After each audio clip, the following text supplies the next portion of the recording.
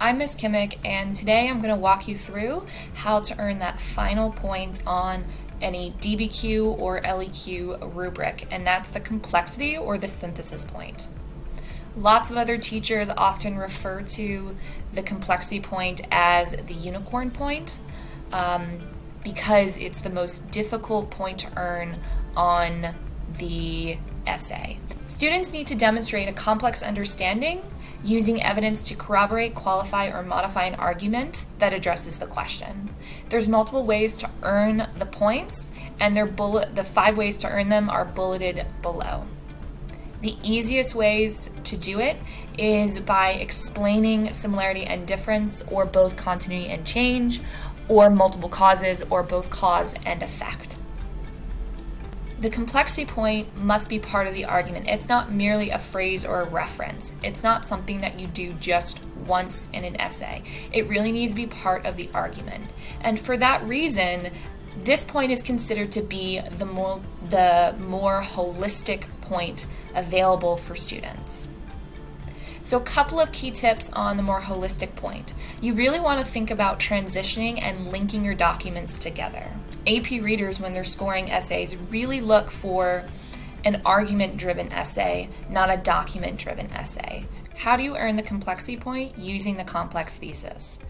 If you wrote a complex thesis, which is down here below, although X, Y, because ABC, where X is your concession, Y is your main argument, and ABC are your reasons, your categories to prove your argument. If you wrote that complex thesis, you're pretty much halfway there.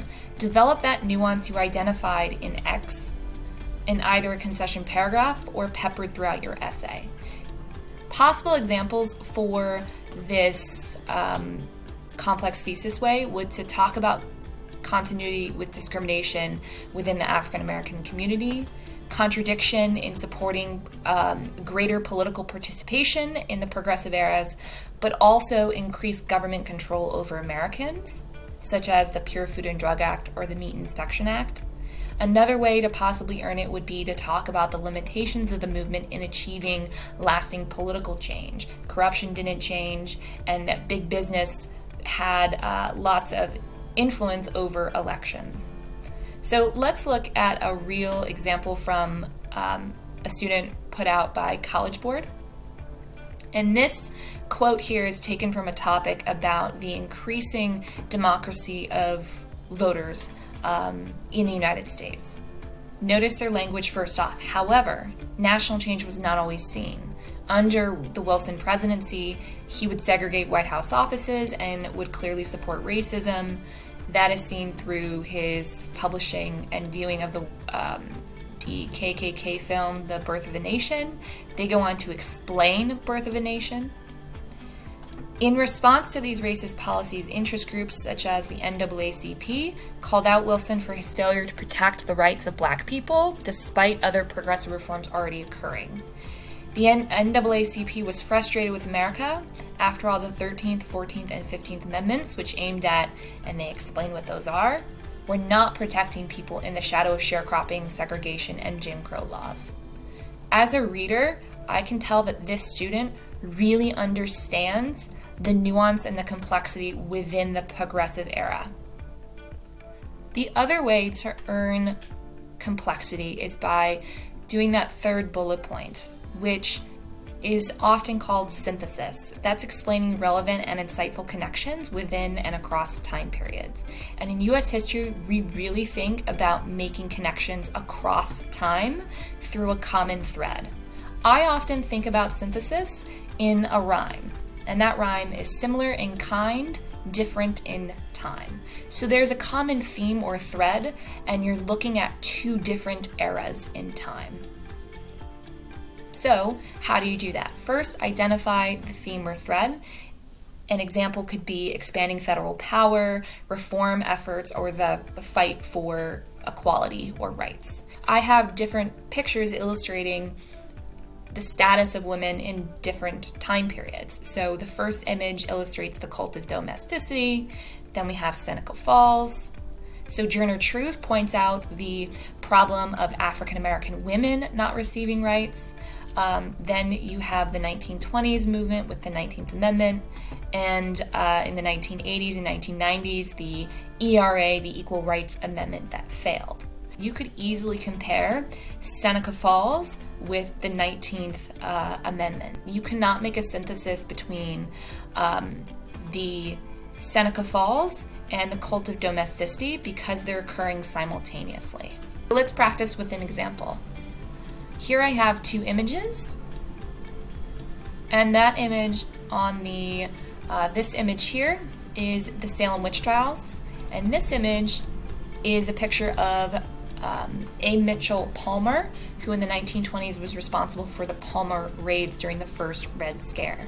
So what I've done here is I've identified those two events and the common theme: mass hysteria resulting in the loss of rights and liberties.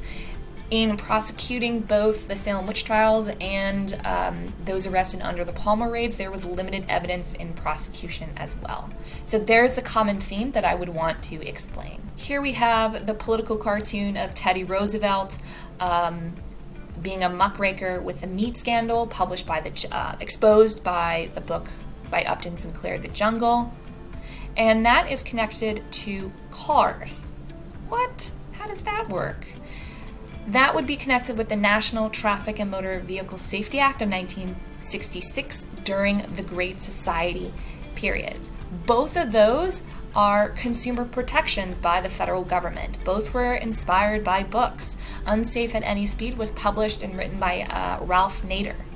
The National Traffic and Motor Vehicle Safety Act prompted and required car manufacturers to disclose safety records essentially to potential purchasers. It also created a national board safety regulation. What is the writing strategy? What do you actually have to do in an essay to earn this synthesis?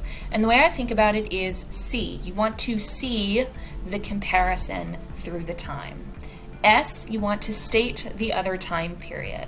This idea would not, sorry for the typo, be fulfilled until state the other time period. Then, like always, you need to provide specific historical evidence. The second E, you need to explain the connection between the two examples. Describe in what ways those two separate events are linked and explain the theme or comparison.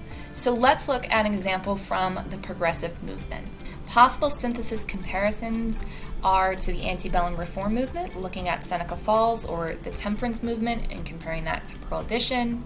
You could also compare it to the war on drugs in the 1980s, New Deal reforms, and the Great Society. Here, the student attempting a synthesis comparison. Notice I've only highlighted two things, so clearly this student did not earn the point. They placed themselves into the argument, bringing it up to the war on drugs, so they plague us today. That's their connection to the other time period. The only specific evidence they provide is the war on drugs. They fail to explain what that was. And their connection, explaining the connection to the other time period, that last sentence, is also too vague as well. Here's how you might restructure this synthesis comparison. While progressives accomplished and bettered American society overall, the failure to learn from mistakes of the Anti-Saloon League and Dry movement still resonate beyond the early 20th century into the 1970s. Republican legislatures under Presidents Nixon and Reagan enacted the war on drugs. So there's the other topic, the 1970s, and it's the war on drugs.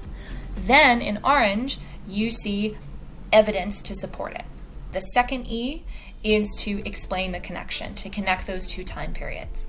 This failed policy of government seeking to improve the quality of life actually resulted in an expanding network of drug trafficking across borders, just as, there's that phrase that connects it, the 18th Amendment resulted in the rise of the illicit speakeasies and the mob to produce and transport illegal alcohol.